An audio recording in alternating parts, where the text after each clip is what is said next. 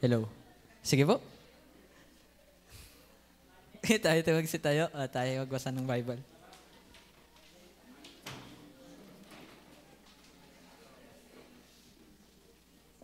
Basahin po natin John 3:16.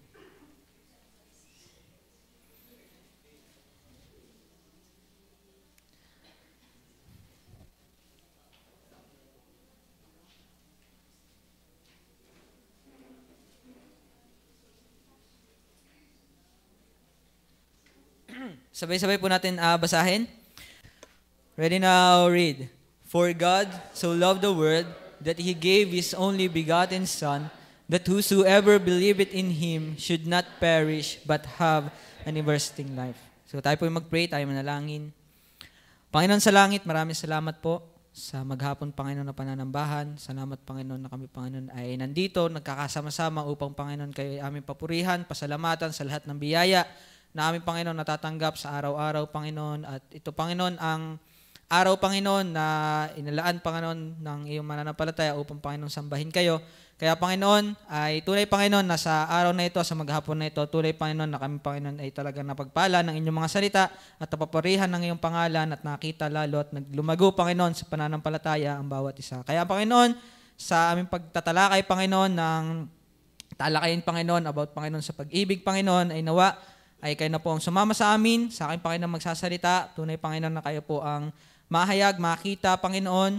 Ayusin, Panginoon, nawa ang bawat isa. At sana, Panginoon, sa akin, Panginoon, patuloy, Panginoon, na kayo po, Panginoon, ang makita, Panginoon, at hindi, Panginoon, itong nakatayong ito. So, patawad sa mga pagkukulang, pagkakasala, ayusin niyo po aming mga buhay. Lalo-lalo, Panginoon, kami, Panginoon, na naghahatid, Panginoon, ng inyong salita. Sa inyo po, purit pa sa salamat. Ito po among samot dalangin sa dakilang pangalan po ng Panginoong Hesus. Amen.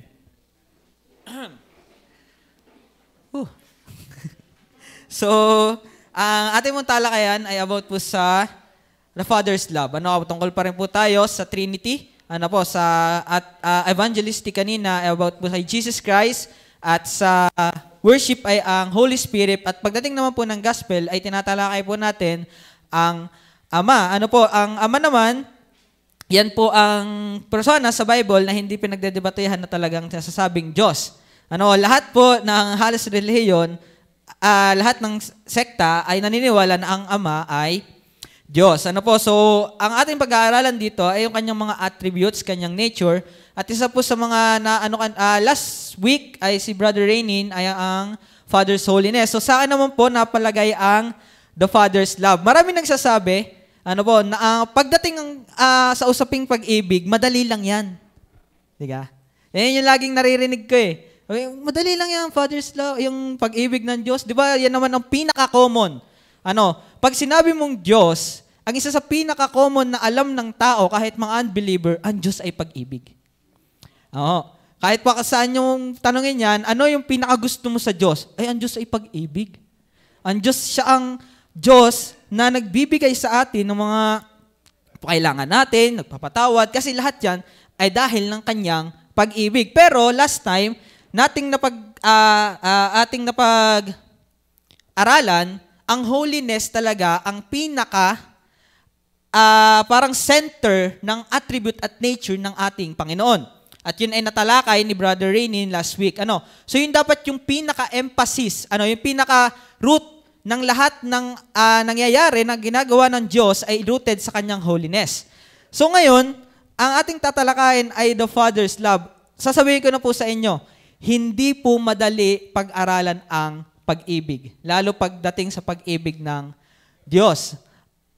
Sa akin po, ako po ay aminin ko, para sa akin po, habang ako'y nag-aaral ito, kulang pa yung pag-aaral ko pagdating sa pag-ibig ng Diyos. At kaya po ako'y kinakabahan kasi marami nagsasabi, pero alam niyo po, isa kasi sa pag-usapan talaga ay ang pag-ibig ng Diyos. Kasi maraming nagsasabi, maraming sasang-ayon na ang Diyos ay pag-ibig, na ang Diyos ay, marami talagang sasang-ayon, pero hindi nila totally alam kung ano nga ba yung pag-ibig na yon. At totoo po yan. Yan naman ay nakikita na natin sa mga nakakasama natin sa labas, mga unbeliever, sa mga sabihin natin sa mga saksi, sa mga born again, laging ang emphasis nila ay God's love. Sa mga preaching nila, pakinggan nyo yan. Kami dun sa nakaraan, laging ang binabagit, ang Diyos ay pag-ibig, ang Diyos ay pag-ibig, ang Diyos ay pag-ibig, minahal kayo, mga ganyan-ganyan. Ito na naman nga yun.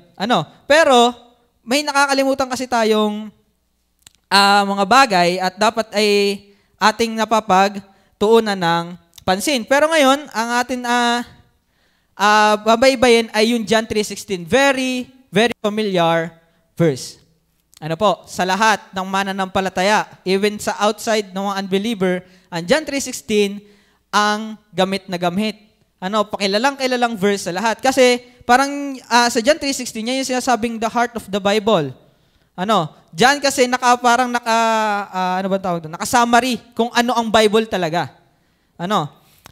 Doon inilalagay at nakalagay yung pag-ibig ng Diyos, yung kung paanong ililigtas ang tao at kung paanong ang mga hindi nananampalataya ay may eternal damnation at may eternal at ang mananampalataya ay may eternal life. So doon yung nakalagay lahat kung ano yung pinakanot ayun ay si Jesus Christ sa John 3:16. Pero ang ating pag-uusapan ay ang Ama. The Father's love. So sa background po ni John, nagsulat ng John, ng Book of John, 1 John, 2 John, 3 John, at saka ang Revelation, siya ang tinatawag na the Apostle of Love. Si Peter ang the Apostle of Hope. At si James ang the Apostle of Faith. So kung mapapansin nyo, sa bawat book, di ko alam kung alam ng lahat, trivia to. Kung sa mapapansin nyo, sa bawat book na kanilang, sa epistles ni John, lahat yan, lalo sa 1 John, nakabanggit dyan yung love. Nyo makikita yung love dyan. Love your enemies, love the word, love the Father, the commandments of the Lord. Yan ang mga nakalagay dyan. At dyan, ay ine-emphasize talaga sa mga epistle ni John ay ang love. So ano nga ba ang love na ginamit dyan sa John 3:16? For God so loved the world. So ang Greek na ginamit dyan ay malimit na nating ay ang agape love. The Greek word agape is often translated love in New Testament. Agape love involved faithfulness, commitment, and an act of the will. It distinguished from the other types of love by its lofty moral nature and strong character. Ibig sabihin lang yan, ang essence ng agape love is goodwill, benevolence, and willful delight in the object of love. Ipinapakita doon yung highest form of love. Yun yung pinakaano dyan. The highest form of love. Naka-involve dyan yung pagiging faithful, yung commitment, at yung will na ginagawa mo sa isang bagay. Dahil ginagawa mo yun out of that agape love or love. So hindi yan katulad, ang agape ay hindi ginagamit sa New Testament to refer sa mga romantic or sexual love or kaya sa friendship or brotherly love. Talagang ginagamit lang yan for the love of God. Yun yung pagka ginagamit yung Greek word na agape, yan talaga yung nakatuon sa love ng Diyos at hindi sa kung paanong tayo nag-aano sa love ng tao. So, bear with me kasi hindi ko alam kung paano ko po ibabagit sa inyo to, ipapaliwanag sa inyo ang Father's love kasi talagang para sa akin, malalim to, pero ang purpose naman ng preacher ay para mapababaw to at masabi sa inyo at ating mapag-aralan ng sama. At ang agape, ang agape love ay mas lalang dinescribe yan sa 1 Corinthians chapter 13. So kayo na lang po magbasa niyan para inyong makita kung ano nga ba talaga ang agape love. So yan ay nakalagay sa 1 Corinthians chapter 13. So basahin niyo po yung buong chapter niya at maintindihan niyo po. So sa Father's love, sino dito yung may ama? So yung nagtaas, wala. Paano kayo nabuo?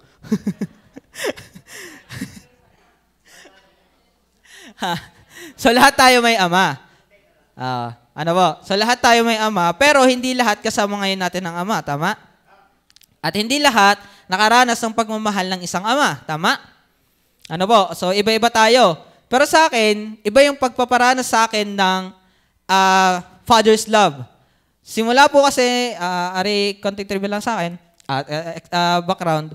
Ang simula kasi nung Ako ay grade 1, unang umalis ang aking ama, nagpunta ng abroad.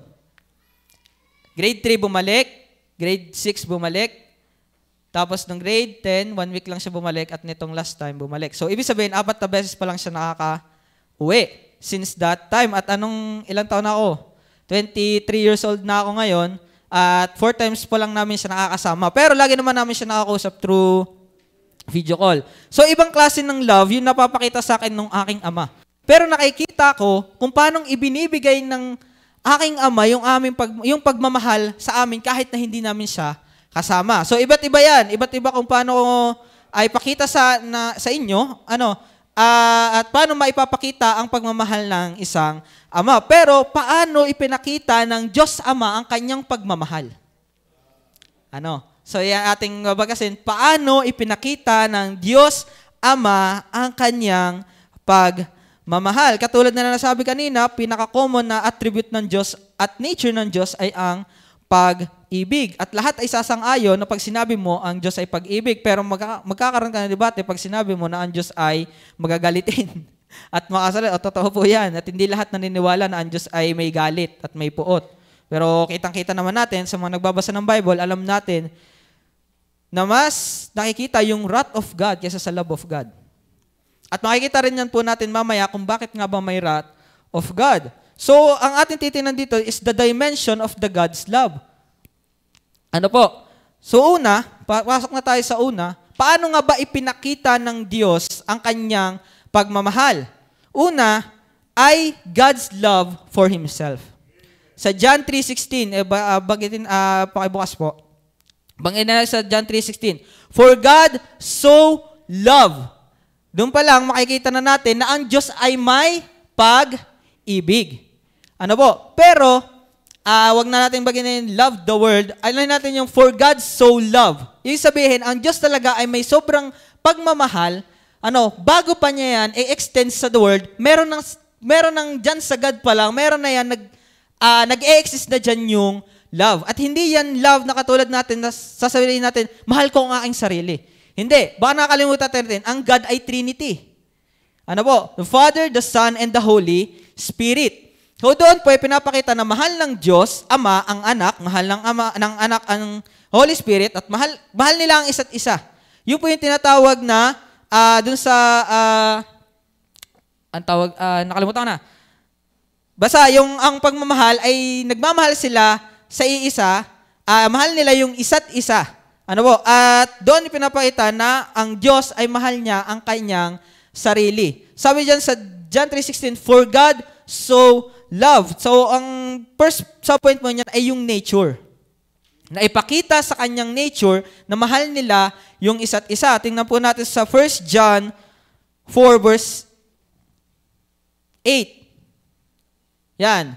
Ang hindi umiibig ay hindi nakakakilala sa Diyos sapagkat ang Diyos ay pag-ibig. So, ibig sabihin, ang hindi umiibig ay hindi nakakakilala sa Diyos. Ibig sabihin, kung hindi mo talaga kilala ang Diyos, ay hindi ka talaga totoong umiibig. Bakit? Sapagkat ang Diyos ay pag-ibig. So, dyan pala nakikita na ang Diyos ay pag-ibig. Nasa nature niya ang pag-ibig. Verse 16. Sabi dyan po ay, at ating nakikilala at ating sinasampalatayanan ang pag-ibig ng Diyos sa atin. Ang Diyos ay pag-ibig at ang nananahan sa pag-ibig ay nananahan sa Diyos. At ang Diyos ay nananahan sa Kanya. Kaya kung kayo ay kung lalaman talaga natin ang nasa nature niya, naman ay alam na ng lahat, nasa nature niya, na siya ay pag-ibig at hindi lang alam natin, tayo'y nananahan doon sa pag-ibig na yun, ay ang Diyos din ay nananahan sa atin. Kasi kung wala kang pag-ibig, paano kang iibigin? Katulad na lamang ng tatlo. Kung ang isa doon ay hindi mahal isa, hindi na sila magiging Diyos. Kung ang Ama ay hindi mahal ang Holy Spirit, ay hindi na sila magiging Diyos. Paano sila magkakasama-sama kung sa kanilang pagsasama ay sila ay magkakasama na for eternity past at for eternity future, tapos ang isa hindi niya mahal. Ang hirap niyon, magkasama ka hindi mo mahal.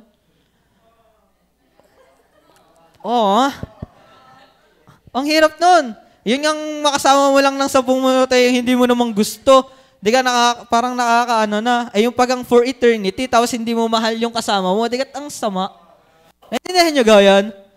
Di ka, kaya nasa nature nila yung pagmamahal. Kasi kung hindi naman nila bago pa kasi magkaroon ng creature na mamahalin, mahal na nila yung isa't isa.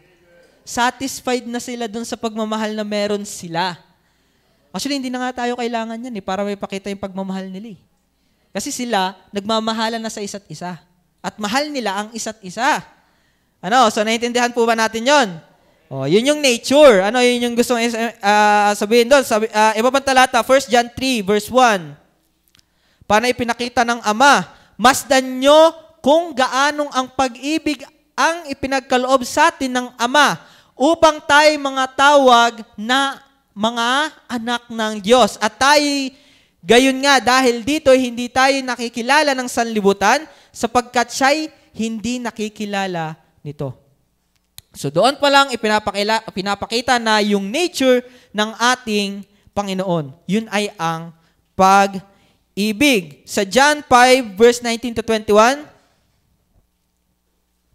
sumagot nga si Jesus at sinabi sa kanila, katotohanan, sinasabi ko sa inyo, hindi makakagawa ang anak ng anuman sa kanyang sarili kung hindi makita niyang gawin ng Ama. Sapagkat ang lahat ng mga bagay na kanyang ginagawa ay ang mga ito rin naman ang ginagawa ng anak sa gayon ding paraan. Tingnan niyo po, kung babasahin niyo po yung 19, wait. John 5, verse 19. Kung babasahin niyo po yan, sa verse 20, for the Father loveth the Son, verse 20. For the Father loveth the Son, and sheweth him all things that himself doeth, and he shall shew him greater works than this, that ye may marvel. Verse 21, for as the Father raiseth up the dead, and quicketh them, even the Son quicketh whom he will. So doon, tanin nyo, kung mababasa nyo yan, 22, so 21, the Father raiseth. For 22, the Father judgeth. Verse 23, honoring the Son as they honor the Father. So verse 24, heareth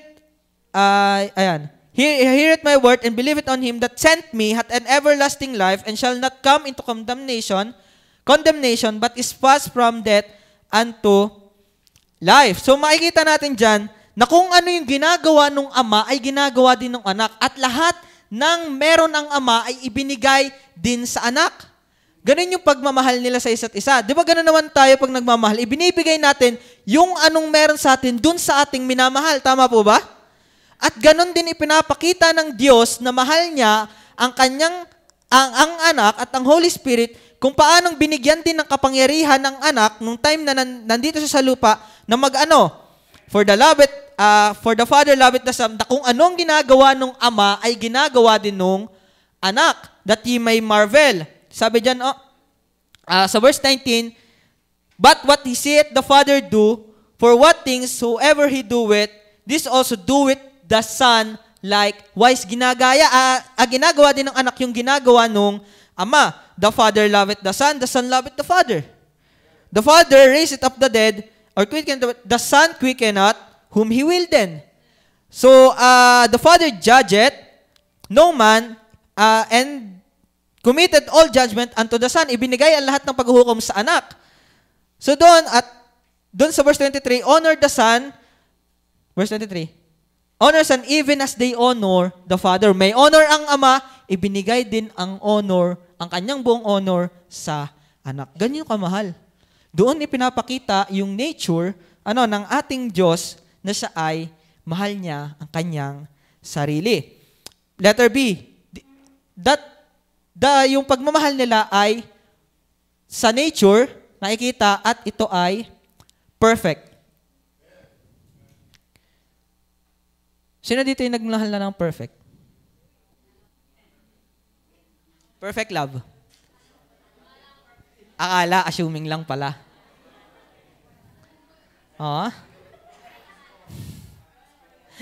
Basahin mo natin sa John. Kasi yung pagmamahal, kung bakit dyan sa John 3:16 nakalagay, yung perfect love, tinan nyo, Pinakita no, for God so love. Perfect yun eh. Parang so love. Talagang ipinakita, sapagkat gayon na lamang ang pagsinta. Hindi lang kasi yung love dun eh parang sinisinta. Alam niyo yun? Yung pagsinta, yung love, agape love, yung mahal na mahal mo talaga. It is a perfect love. John 3 verse 5. 35 pala. John 3 verse 35. Sinisinta ng Ama ang anak at iniligay sa kanyang kamay ang lahat ng mga bagay. Yan. Kung hindi perfect yung love na yon, paanong ibibigay nung Ama sa anak ang lahat ng mga bagay na kanyang gagawin? It is a perfect love. Matthew 3 verse 17. At narito ang isang tinig mula sa langit na nagsasabi, ito ang sinisinta kong anak na siya kong lubos na kinalulugdan. Sa English, ano nakalagay po dyan? And lo, a voice from heaven saying, this is my beloved Son, in whom I am well pleased. Ano yun lang natin yan eh? Para kasing pagka sa kasi, kung ano yung ang verse kasi sa talata, yan ay digging yan eh. Yan ay para yung gold na marami kang makikita dyan. The more you dig, the more na makikita mo kung ano yung love na yun. At ano yung ibig sabihin nung please na nakikita doon. That balik tayo dun sa verse, sa Matthew 3:17. Yung in whom I am well pleased. This is my beloved. Sa tingnan nyo yan, diba? Pagkamahal nyo yung isa, talagang pagsisigawan nyo. Papahayag nyo talaga. Di ka?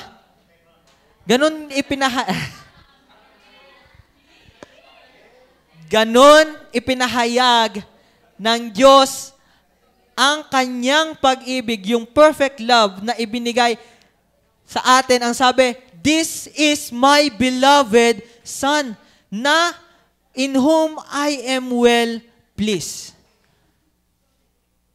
Next verse. John 15 verse 9. Here, as the Father hath loved me, so I have loved you. Continue in my love. Tingnan nyo, dama ng anak kung paano siya minahal ng Ama. Kung dahil sa perfect love, yan ay hindi one-sided. Yan ay nadadama nung yung pinagbibigyan mo ng love na yon. At vice versa. Diga? Naintindihan nyo ga yung perfect love? Kung talagang mahal, makikita talaga ng anak, ang pagmamahal, yung perfect love na yon, nakita ng anak. Bakit? Kasi totoo yung pagmamahal ng Ama sa anak. Ganon din sa Ama. Alam ng Ama na mahal siya ng anak. Bakit? Kasi he obey His will. Yung obedience, yun yung perfect love na ibinigay ng anak sa Ama. Nung sinunod ni Jesus Christ yung Ama, yung kalooban ng Ama. Doon niya ipinakita na mahal niya ang Ama. Kasi, hindi mahuhupa yung galit ng Ama kung wala si Jesus Christ. At ayaw ng anak niya, yung ayaw ni Jesus Christ na yung Ama ay hindi huhupa ang galit sa taong kinamatayan niya. Kaya He obey, namatay siya para lang mahalin tayo ng Ama. Naiintindihan niyo ga po yun?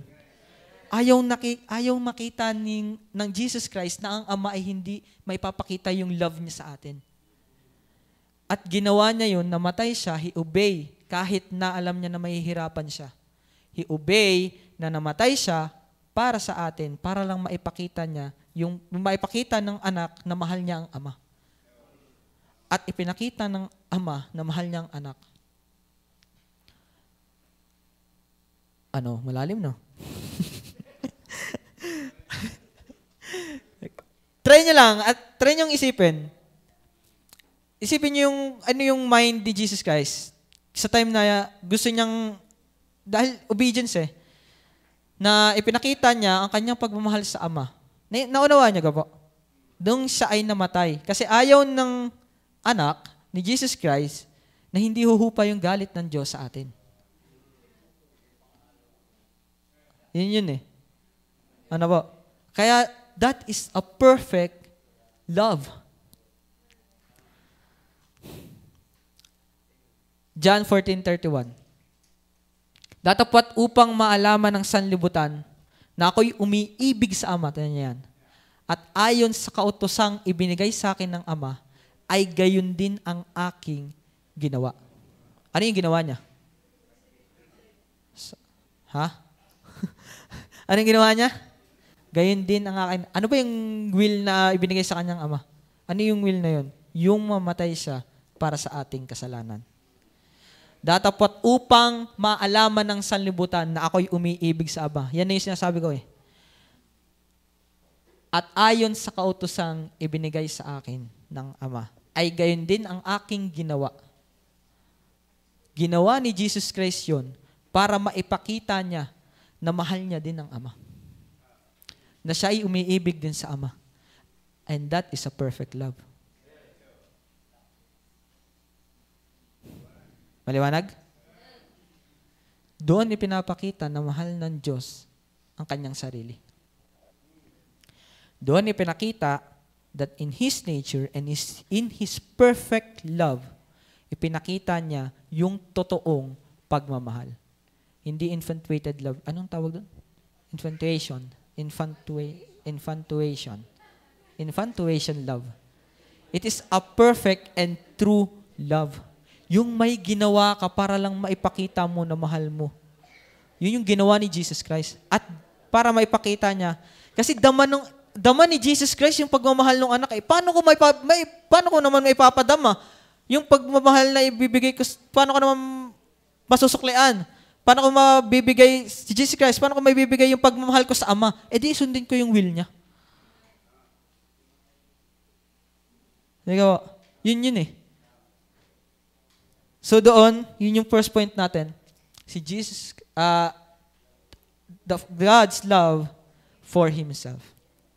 Pinakita na yung dimension ng kanyang pag-ibig ay una nasa kanyang sarili. In His nature and in His perfect love. So pasok tayo doon sa extended love. Paano naman in-extend ng Panginoon yung pag-ibig na dapat ay nasa kanila lang. Kasi perfect na sila, satisfied na sila dun It is a perfect and satisfying love. Nandun na sila So bakit may extension yung love?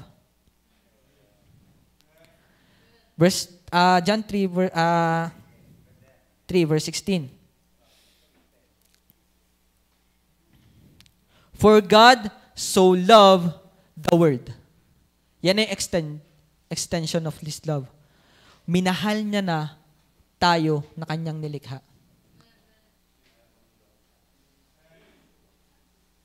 Tama na ang Diyos ay pag-ibig. Totoo yan. Walang makikipagdebate sa inyo dyan. Pero gaano ang alam mo dyan sa sinabing the word na yan? Kaya ba?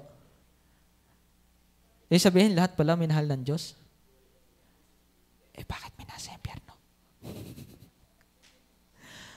Kung totoo yung the world na yan, bakit may nasa impyerno? John MacArthur, natatawa kay John MacArthur pag nagkikwento minsan. Sa kanya mga preaching kasi, lagi nagkikwento yon. Lagi niya, pag sa mga kwentuhan daw, lagi siyang hahanap sa kanyang mga kwentuhan na ang pag-uusapan ay dalawang bagay lang.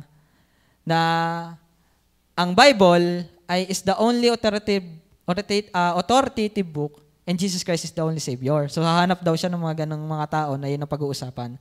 Ayaw niya na yung iba. Tapos, meron daw dito na parang nasa isang conference siya na sinabi niya na may nagsabi na parang may nakaimik na ang Diyos ay pag-ibig, mahal ng Diyos ang lahat. Yun, yung parang ganun ang sabi. Mahal ng Diyos ang lahat. Tapos may umimik sa kanyang, kalimutan ko na yung pangalan, pero kasamahan niya. Umimik sa kanya, MacArthur, hindi ka naniniwala doon, Sabi niya, hindi ako naniniwala dun. Kasi ganito, may dalawang type kasi ang love. Because of God's nature of love, He is loving us, is just being true to His nature.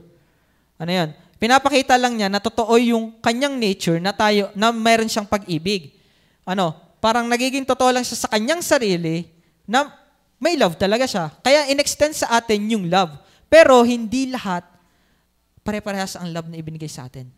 Meron tayong kinatawag na common and special love. Punta-una tayo sa common love. Ito kung sa mga nakakaari, ito yung common grace na din. Kasi yun din naman na yun yung sa Ephesians chapter 2. Common love. Sabi dyan sa John 3 verse 16. For God so loved the world. Ibinigay at dahil alam niya mahal ng Diyos, binigyan ng pagkakataon na kung sino ang manampalataya ay siyang maliligtas. Hindi naman tayo against sa whosoever. Hindi lang natin alam kung sino. Pero alam nating may elect dyan. Pero, doon pa lang makikita natin, kasi babasahin natin yan, verse 17, verse 18, verse 19, dyan sa, ibinigay ang ilaw sa sanlibutan, pero mas inibig pa ng sanlibutan ang kadiliman. So, yung sabihin, ganun na lang yung pag-ibig ng Diyos sa makasalanan, kahit sa makasalanan, na binigyan niya pa rin ng pagkakataon na lumapit sa ilaw, pero mas inibig lang ng tao ang kadiliman. Ibinigay si Jesus Christ not to condemn. Kung makikita niyo dyan, aso na yan? And this is the condemnation. Pero ang condemnation, ang nangyari kasi, may ilaw na, pero mas ginusto pa ng tao ang kadiliman. Binigyan na tayo ng pagkakataon. Nandyan na yung ilaw. So, nandyan na. Alam na natin. Kaya doon pa lang, makikita na natin na na may common sa lahat. Basahin natin yung isa pang verse. Yung Matthew 5, verse 45 and 46. That ye may be the children of your Father which is in heaven. For He maketh His sun to rise on the evil and on the good, and sendeth rain on the just and on the unjust. Tingnan nyo. Kung magtataka kayo. Naitanong ko na to dati kay Pastor Gary, dati na worker pa siya.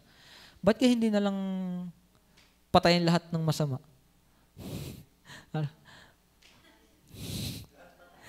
Yun, lahat patay. Yun ang sabi sa akin, edi ikaw din.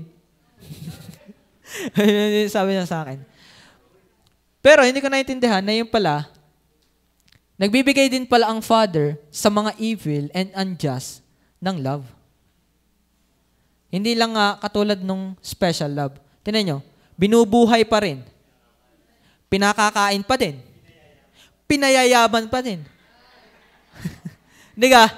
Tingnan nyo, pansinin nyo yan. Pinapasarap ang buhay ng mga evil and unjust dito sa mundo. Di ba? Sabi sa inyo, paano naging love yun? Ano yun? Ibig sabihin, minahal ng Diyos ang masama? Hindi. In creation lang kasi yun. Lahat kasi tayo, anak ng Diyos in creation. At hindi niya pababayaan ang kanyang creation, yun yung idea.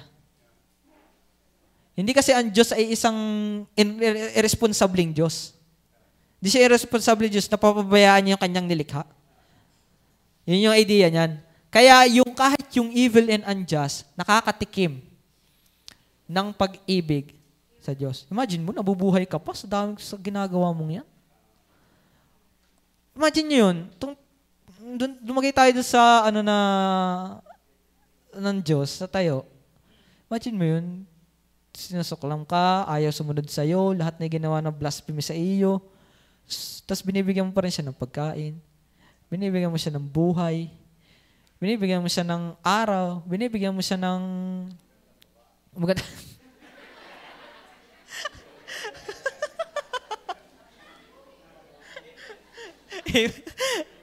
Hindi, imagine yun. Kaya nyo bang gawin yun? Kung hindi, kaya niyang gawin yun, baka nga basta niyo na lang hampasin sa ulo yung gumagawa sa inyo ng ganun eh. Pero, nagpipigil ang Diyos. Wag naman kayo mag-alala kasi may ano naman yan. May katapusan yan. May limit ang pagmamahal ng Diyos eh. Pero, imagine yun, nabuhay ka, kung sabihin natin nabuhay ka ng gano'ng katanda. Eh dati naman, gano'n ba natagal ang buhay ng tao? Hundreds din. Eh hindi naman lahat yun ay ligtas. Pero nabuhay ka ng gano'ng katagal? Napusong ka sa Diyos? Imagine that. At sabihin natin na hindi natin mahal ang Diyos. Ay, sabihin natin na hindi na mapagmahal ang Diyos. Ewan ko. Kasi minsan nawawansin, sobrang dami ng paghihirap na ano. Sabi, ang Diyos, akala ko ba mapagmahal? Ba't ganyan? Diba, may nakakaimik ng ganon. Oo, ito na yun. Bakit kung pag-ibig ay Diyos, di sana walang nagugutom. Walang na ano. Ayaw mo nung buhay ka pa. Ayaw mo nung binubuhay ka pa. Deserving ng love na yan. Kayo, tanongin niyo sa sarili niyo, are you deserve that love? Do you deserve that love that God is giving you? Pambira, ako yung nag-aaral nito. Ang mahalin na ako'y garon eh. Isipin nyo, kung kayo, mamahalin nyo sarili nyo? Pag sinabi nyo mahal nyo sarili nyo, takot na kayo. Examine yourself. Pag sinabi nyo mahal nyo sarili nyo sa ginagawa nyo, yung Diyos pa kaya nakakita ng lahat. Yung iba nga natin nakalimutan na, ang Diyos hindi nakakalimut. Pero handito ka, nakikinig ka. Andun sila, ginagawa nila yung kalokohan na kanilang ginagawa. That is the common love na ibinigay ng Diyos.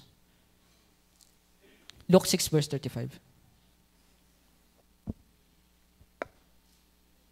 But the love of your enemies and do good and lend and hoping in nothing again, as your reward shall be great, and ye shall be the children of the highest, for He is kind unto the unthankful and to the evil. He is kind. Ang bait pa ng Diyos sa hindi mapagpasalamat. Tayo nga, pagka nakapagbigay tayo at hindi mapagpasalamat, di na makakaulit sa akin yan. Hindi ka? Ay, di na makakaulit sa akin yan. Ay, di mo marunong magpasalamat eh. Pero tingnan mo yan. He is kind unto the unthankful and to the evil. That is His love. That is the Father's love. Special love. Di naman tayo special. Sa atin naman, sila napapasarap. Sa atin naman, sa ating mananampalataya, imagine na namatay si Jesus Christ sa'yo for that love. John 3:16, for those who believe it in the Son shall have an everlasting life. Imagine mo, ibibigay mo yung anak mo para sa makasalanang ito.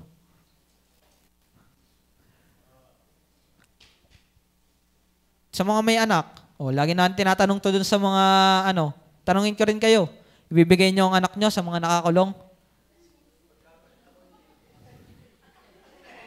Palalayain yung nakakulong, yung nasa death penalty, at ang inyong anak ang dadalhin doon. At palalayain yung nakakulong. Gagawin niyo po?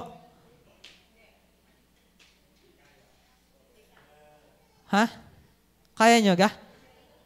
Walang nakasagot sa amin ng oo dyan. Kahit sinong tanongin niyo, walang makakasagot ng oo dyan. Walang matino.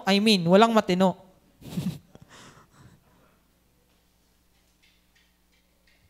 Pero, the Father's love gave His only begotten Son. Only nag-iisa yan. Pero ibinigay sa atin, sa ating mga puso, sa ating mga makasalanan, that is a special love. Who can do that? Wala naman tayong i-render sa Diyos para mahigitan yung ibinigay sa atin ng Ama. Anong kaya nating ipalit sa love na ibinigay sa atin ng Diyos?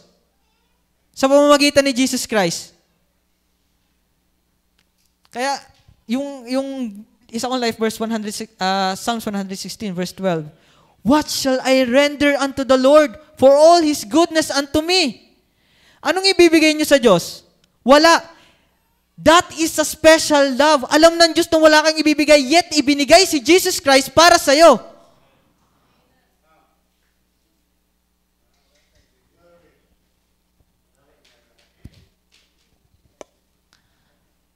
Ano ang aking ibabayad sa Panginoon dahil sa lahat ng kanyang kabutihan na sa akin? Ano? Yung buhay mo? Wala namang kwenta yung buhay mo. Hindi mo nga magpagamit ng ayos. Papalya-palya pa nga tayo sa mga ministry natin. Hindi nga natin mapagkumitan ng ayos yung ating mga ginagawa. Hindi nga tayo faithful sa ating mga ginagawa. So what shall we render? Wala. That is a special love. Alam naman ng Diyos walang ibabayad, walang matatanggap siya sa ginawa niya. And yet, He still gave His Son. Ephesians 2, verse 4. 4 muna. 4 muna. For God, who is rich in mercy, for His great love wherewith He loved us. Anong mga nakalagay doon? Tayo patay, anak tayo anak ng kagalitan, at tayo anak ng pagsuway. And yet, for His great love wherewith He loved us, He gave His only begotten Son. Mga nakakalimutan nyo, John 8:44, anak tayo ni Satanas. And yet, He great love wherewith He loved us. That is a special love. Ephesians 2:8. And that not of yourself, for by grace we are saved through faith, and that is not of yourself, it is the gift of God. Puta palagay yan. Parang for nga ata yun. Sige, yun na. That is a special love. 2 Thessalonians 2:16. Now our Lord Jesus Christ Himself and God, even our Father, which has loved us, and hath given us everlasting consolation and good hope through grace. Now our Lord Jesus Christ Himself and God, even our Father, which hath loved us, given us what? An everlasting consolation and good hope sa pamamagitan ng biyaya na ibinigay sa atin ng Ama. Yan ang pagmamahal. That is the special love. Madali? Madaling pag-usapan ng love? Mababaw lang ang love? Kaya lang natin abutin ng love? Kaya natin gawin yan. Kung mababaw yan na pag-usapan, dapat nagagawa natin yung mga ganyang bagay. Hindi. Kasi nga, ganyan kalalim. That is the depth of God love. Ganyang kalalim ang pag-ibig ng Diyos.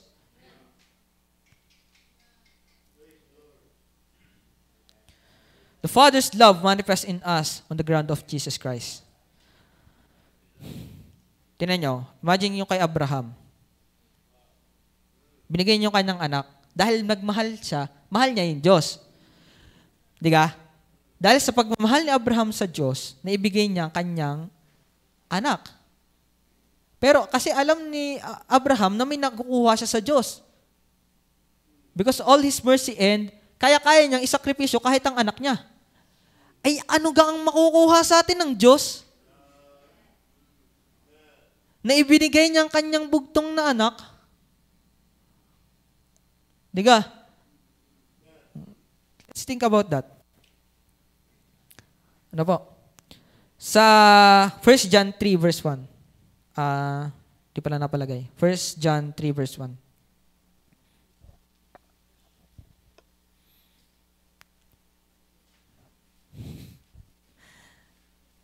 Masdan nyo. Behold. Ito yung gusto kong parating sa inyo. Behold. Masdan nyo kung gaanong pag-ibig ang ipinagkaloob sa atin ng Ama. Hindi lang basta tingnan, masdan nyo.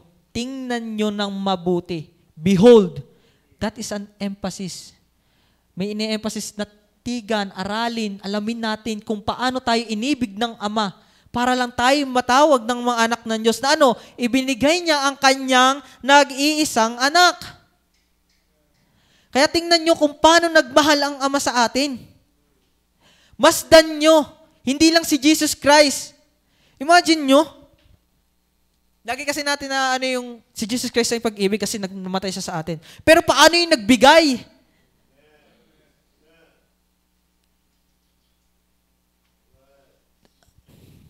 Ganyan tayo minahal ng Diyos.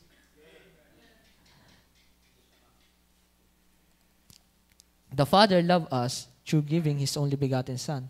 The Son loved us na ibinigay niya ang kanyang sarili para sa atin. The Holy Spirit loved us na ninirahan siya sa iyo.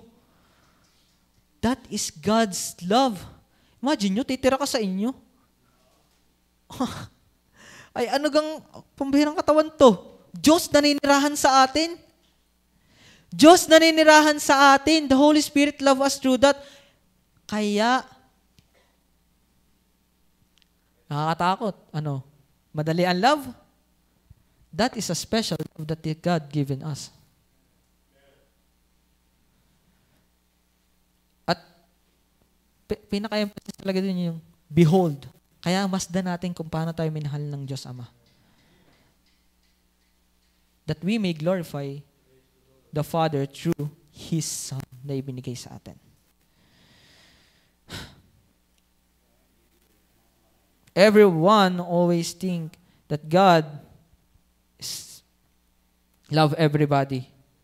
Pero alam natin na kung sino lang naman ang nanampalataya sa Diyos at nag-abide sa Diyos, siya ang may totoong pag-ibig ng Diyos. That is a special love. Those only who believe in Jesus Christ, nasa sayo ang special love ng Ama. Imagine that. Pinili ka ng Ama. Ano kang meron sa atin na tayo pinili? Wala. You are nothing but a dust. Ano? Masarap? Masaya. Pabira, ako yung masama na din eh. Nanakit ng ulo ko nung kakaisip eh. Oh, masaya pag-asapan ng love. Ganyan tayo inibig ng Diyos. Sasabihin niyo, madali ang pag-ibig. Eh, hindi nyo nga magawa. Hindi nga natin magawa. That is love. That is God's love. That's how God, the Father, manifests His love through us. That is a Father's love. That's how God's love is extended to us. Third point, God's love is eternal. Imagine that, eternal love. Imagine that, eternal love. Di ba sa John 3:16 lagi natin, an everlasting love, undying love, mga love. The eternal love. Sa eternal love, dyan ipapakita yung internal life.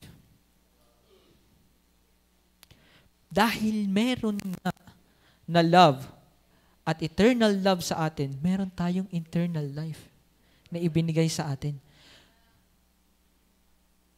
Imagine, binigyan ka ng hanggang buhay. Mamahalin. Kaya niyong mahalin yung sarili niyo? Ang hawang-habang buhay? Ang birang yan. Ano kang nga nakita sa atin, Diyos? Tayo garne. Nakakilabot. Guys, anong nakita sa atin ng Diyos para mahalin tayo? That He given us an eternal life na makasama niya. Binigay tayo ng love na yan. Binigyan tayo ng eternal life, makasama niya. Ano gang meron sa atin para tayo makasama? Di ba tayo naghahanap ng makakasama? Kasi alam natin na makakatulong sa atin. Ano gang maitutulong natin sa Diyos? Ano gang maibibigay natin sa Diyos na gusto na tayo makasama panghabang buhay? Na ibinigay ng Diyos sa mga kanyang nag-iisang atak at namatay ang anak para sa atin. Just to give us an eternal life. Diba? Sarap pag-asapan. John 5:24. Very verily I say to you, he that heareth my word and believeth on him that sent me hath everlasting life, and shall not come into condemnation, but is passed from death unto life. That believeth on him that sent me hath an everlasting life. Bulayan natin to. Ano po? Na ipinakita through His love, because His love is eternal, meron tayong eternal life na ibinigay sa atin. At sa ating pagtatapos, the eternal damnation. Naniniwala kayo na dahil sa kanyang pag-ibig, ang Diyos ay pag-ibig, hindi imposible na magkakaroon ng hell? Dahil ang Diyos ay pag-ibig? Dahil mahal niya lahat? No, it's not. God, kaya nga nauna, God love His nature. And His nature, ang rooted niyan is His holiness. Love niya ang kanyang holiness and His righteousness. Hindi uto-uto ang Diyos na kanyang papayagan ang kasalanan. Kaya, dahil sa internal love, may internal damnation. Naintindihan nyo gayon? Kaya huwag kayo maniniwalang walang impyerno dahil ang Diyos ay pag-ibig. No. Kaya may impyerno dahil ang Diyos nga ay pag-ibig at mahal niya ang kanyang katwiran at kabanalan. Naiintindihan po? Kaya may internal damnation kasi ang kanyang pag-ibig ay internal din. Ba't nga hindi na lang parang 1 taon na lang tayo sa damnation? Hindi eh. Kasi habang buhay siyang may pag-ibig. Kaya imposible na parang 1 taon lang tayo magsasuffer sa impyerno. Hindi. Kasi His love is eternal. That's why the damnation is also internal. There is hell because of love. Oh. Kaya niya tanggapin yon? Oo. Hindi lahat tinatanggap yan. Maniwala kayo sa akin. Lagay yung Diyos ay pag-ibig. Bakit may hell?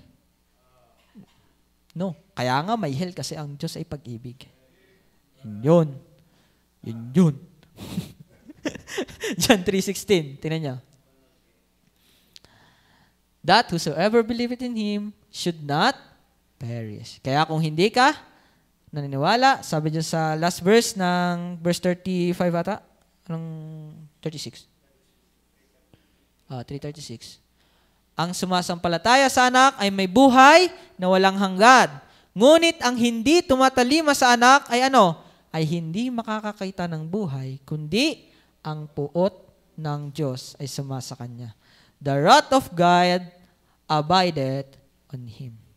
Why? Because of the love of God. Imagine yan. Kasi nga di ba? For God so loved the world that He gave His Son. Kung hindi ka naniwala sa Son, nasa iyo ang puot ng Diyos. Ba't hindi ka naniwala dyan? Kaya may hell. Kasi His love is eternal. Kaya ano naman para sa atin yun? Pinag-aaralan natin ang Father's love. Glorify the Father because of His love. That we may glorify God because of His love na ibinigay sa atin ang kanyang nag-iisang anak.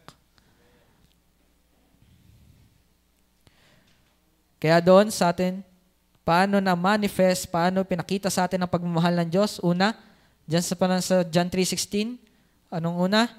Because God loved Himself.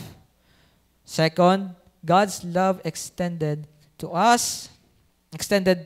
God's love is extended through the common love and the special love for us. And last is God's love is eternal. That's why there's an eternal life and eternal damnation. So, naintindihan po ba? Ano bang silbi ng pag-aaral natin to? Na tayo ay lalong mamangha sa ating Diyos. At nawa ay talaga nagmangha tayo at lalo tayong mag-grow sa ating kasi the more na nakikilala natin kung sino ang Diyos, the more na mapapupurihan natin ang Diyos. Diga? Kaya nga sabi sa 2 Peter, grow in grace and in the knowledge of our Lord Jesus Christ. Kaya the more we learn about God, the more na tayo mag-grow pananampalataya at the more na tayo ay magiging humble at the more na tayo ay ma-excel natin ang Diyos. Kaya nga nakalagay din sa John 3 John 3 verse 33, that He must increase and I must decrease. Doon din yun nakalagay. Same chapter. That He must increase and I must decrease. Kaya nawa, mapakita natin na mas nag-e-excel ang Diyos kesa sa atin. Ano? So yun po ang ating pong pag-aaral na nawa na atin talagang John 3:30 pala yan, that He must increase and I must decrease. Nawa ay mapupurihan natin ng Diyos sa pagtatalakay about sa pagmamahal ng ating Ama. So tayo po'y manalangin. Let's pray. Panginoon,